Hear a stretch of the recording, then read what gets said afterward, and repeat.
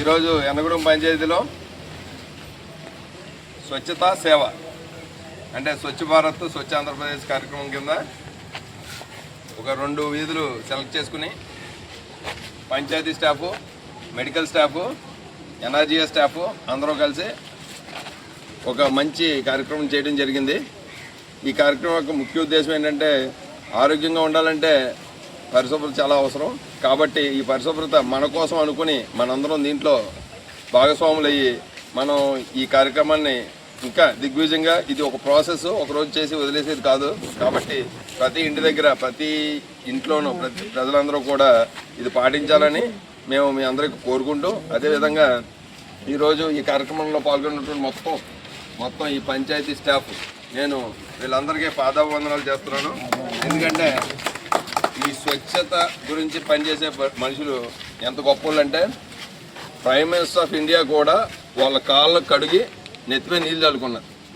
కాబట్టి అంతకన్నా మనం గొప్పలం కాదు. కాబట్టి మనం కూడా ఈ శుభ్రం చేసే వాళ్ళని శుభ్రంగా చూడాలి, మంచిగా చూడాలి, వాళ్ళకి గౌరవించాలి, అలాగే వాళ్ళని మనం హక్కును చేర్చుకోవాలి. కాబట్టి ఈ విషయం ఏంటంటే ప్రజలు కూడా మారాలి. ప్రజలు కూడా శుభ్రత కోసం కొంచెం వాళ్ళ టైంని కేటాయించి తడి చెత్త, పొడి చెత్త విడివిడిగా ఇస్తే పంచాయతీ వెహికల్ వచ్చి ప్రతిరోజు ప్రతి వారం 2-3 సార్లు వచ్చి దాన్ని కలెక్ట్ చేసుకుని పట్టుకెళ్తారని మేము విజ్ఞప్తి చేస్తున్నాం. అలాగే దీంట్లో ఏదైనా ఇబ్బందులు ఉంటే కనుక ఖచ్చితంగా పంచాయతీకి మీరు కంప్లైంట్ చేయొచ్చు.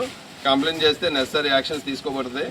అలాగే ఇదే విధంగా ఒక ఇంటర్వెల్ తీసుకుని ప్రతి వీధికి మనం వస్తాం. కాబట్టి వచ్చిన రోజుని ఏ వీధిలో అయితే మేము వస్తాం ఆ వీధిలో ప్రజలు కూడా మాకు సహకరించి మాతో పాటు కలిసి అన్యోన్యంగా, శుభ్రంగా, హ్యాపీగా ఇవాళ అంతా ఆహ్లాదంగా జరిగింది. ఇలాగే ప్రతి డ్రైవ్ ఇలాగే జరగాలని కోరుకుంటున్నాను.